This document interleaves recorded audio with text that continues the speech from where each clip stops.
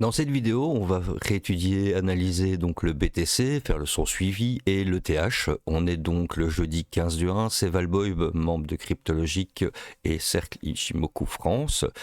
D'ailleurs, n'hésitez pas à aller sur le site de Cercle Ishimoku France si vous voulez apprendre dans un groupe à taille humaine l'Ishimoku, les différents piliers que Osoda nous a transmis à travers ces 7 tomes dont Sébastien Zanetti a étudié et décortiqué pendant de longues années. Et en tout cas, depuis que s'est lancé le cercle, je remarque l'avancée et le partage entre les membres, ça fait vraiment plaisir.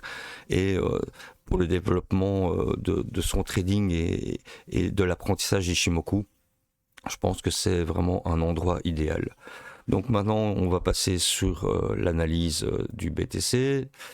Si jamais aussi, n'hésitez pas hein, toujours à me laisser un petit commentaire, ça fait toujours chaud au cœur, un petit like, merci à vous. Hein.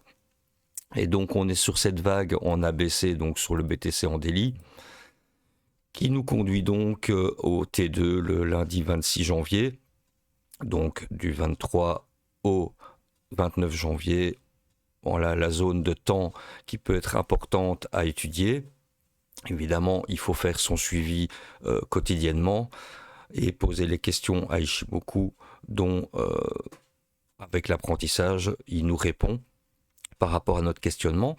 Donc ici, en ABC, on pourrait arriver déjà sur des targets importantes et intéressantes, dont un fair value gap d'ailleurs au niveau de la V autour des 100 000 $. Donc on a la N et la V qui tournent autour des 100 000 $ à horizon de ce temps-là. On voit pour l'instant qu'il y va avec force, donc il suit pour l'instant, c'est la ligne E, donc la ligne de force E. Donc je rappelle la ligne du temps, c'est de la fractalité en fonction des targets de la théorie d'Osoda. Et donc ce sont des rapports entre des prix et le temps.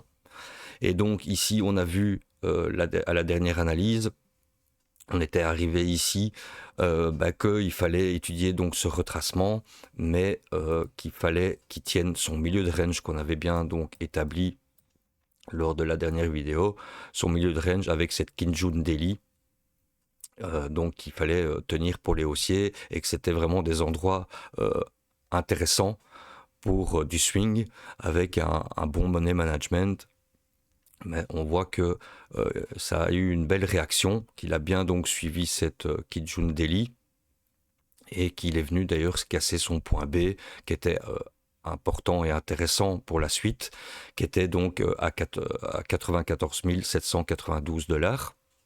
En plus, il l'a cassé vraiment d'une façon nette avec une clôture au-dessus.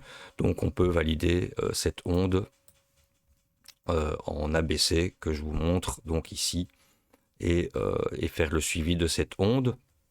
Donc pour suivre au mieux cette onde, alors il faut passer donc en H4 et c'est ce qu'on va faire.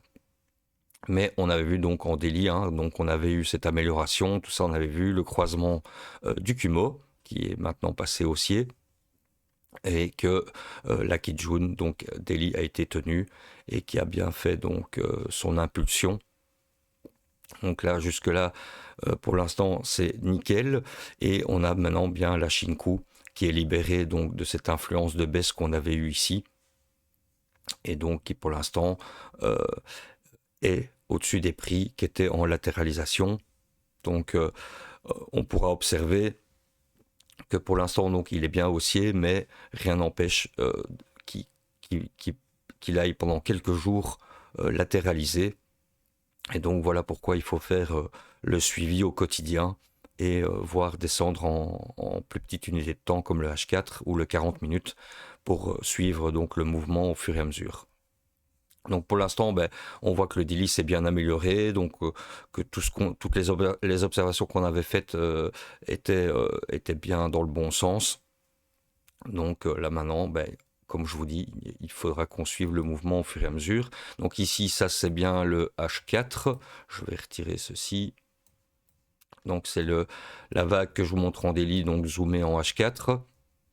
Alors j'ai mis les extensions parce que comme il part fort, c'est bien de suivre un petit peu les extensions. Pour l'instant, on voit qu'il travaille la zone, en tout cas le cône de force de la E à 105 000 jusque voir la 2N à 110 000 $. Mais bon, on y est encore loin. Mais c'est toujours intéressant d'avoir le cadrage des lignes de force et de voir un petit peu comment ça se comporte entre les lignes de force et laquelle il suit dans l'instant T. Donc voilà ce qu'on peut observer au point de vue ondulatoire. Sur Ishimoku, on a donc bien en rouge ici cette Tenkan dont le prix est bien l'idée par cette Tenkan H4 jusque maintenant. Donc on voit que c'est important de garder cette dynamique. On voit donc en H4, on avait déjà vu, donc la Shinko avait été libérée quand on était ici. Là maintenant, voilà, elle est toujours libre de ses prix. En dessous donc de Commandelli, une certaine latéralisation qui pourrait se faire sur quelques bougies et de voir peut-être alors la réplique qu'on pourrait avoir ici. Voilà, donc cette réplique-ci, voir si dans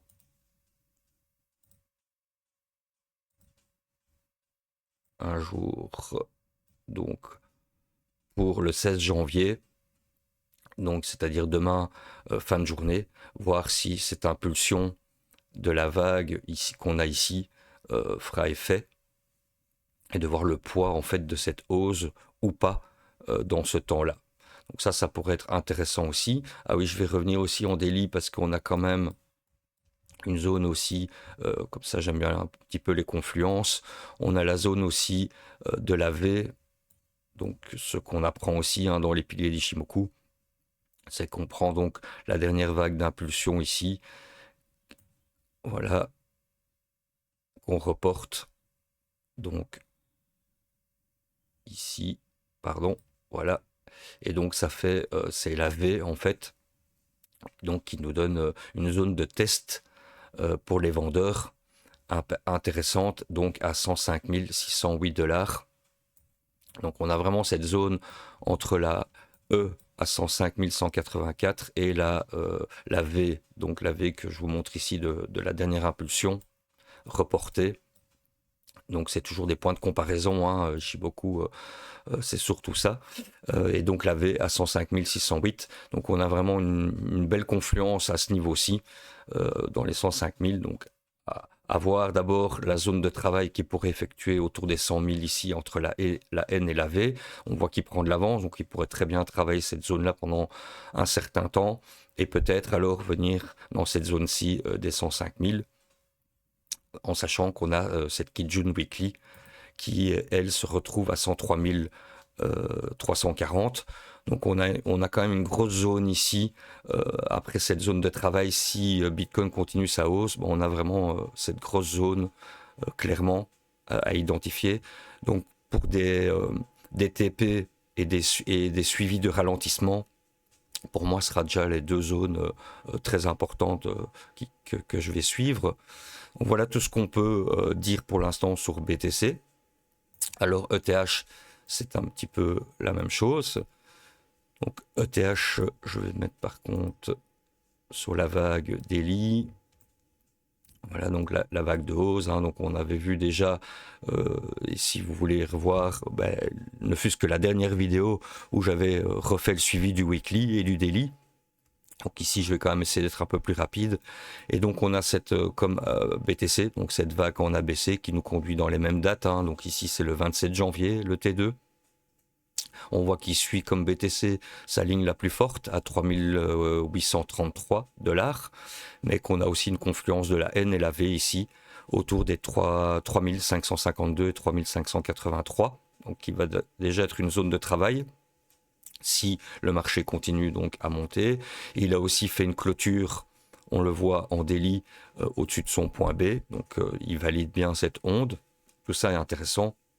Donc c'est un peu comme BTC, on peut commencer à protéger tout doucement si on l'a pris ses positions autour du point C, moi ce que je fais, c'est que j'ai pu déjà prendre un petit profit et se mettre soit en break-even ou en tout cas protéger son point d'entrée. C'est toujours important de protéger son capital. Mais évidemment, tout dépend où on a pris sa position. Parce que voilà, suffit de la volatilité et là ce serait dommageable. Mais ici donc pour ETH, c'est ce qu'on pouvait dire, c'est qu'on a déjà un peu comme BTC une même configuration. Donc là je vais remettre Ichimoku. Donc on a vu que lui il avait été plutôt dans son amélioration, tout ça on avait déjà vu. Donc là ici on voit déjà bien que le Kumo est haussier maintenant, avec donc toutes les lignes qui sont bien haussières. La Shinku bien libérée de ses prix. Donc voilà, pour l'instant on a tous les piliers qui sont bons. Je n'ai pas encore pour l'instant de warning dessus. Et comme BTC, il faudra le suivre en H4, dont lui aussi on a cette Tenkan qui donne donc la dynamique en ce moment, qui lead. Donc il faudra qu'on la surveille au fur et à mesure. Et c'est vraiment la même configuration que BTC, avec donc ces mêmes dates autour du 26-27 janvier, dans les zones donc, que je vous ai montrées. Ici, donc la N et la V, ou la E, dont on a aussi un fair value gap, qui peut être intéressant. Je vais regarder en weekly pour voir la zone, parce que ça, je ne l'ai pas noté. Donc on a la zone ici qu'on voit de la Kijun weekly, au niveau donc des 3787 $, qui est dans la même zone donc que la E que je vous ai montré à 3833. Donc on a quand même une confluence ici. BTC, on a des confluences aussi. Donc voilà, j'ai cadré ma pensée, je vois jusqu'où il peut aller et je continue à le suivre au fur et à mesure.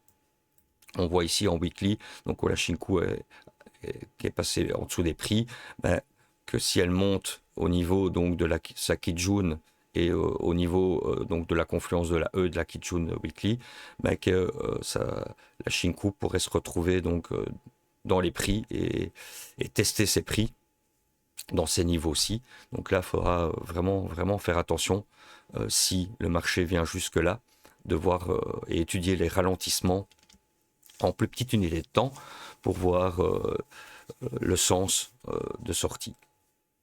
Voilà pour le point rapide. Donc n'hésitez pas, un petit pouce fait toujours plaisir et venir nous rencontrer donc sur le cercle d'Ichimoku. Au revoir, à bientôt.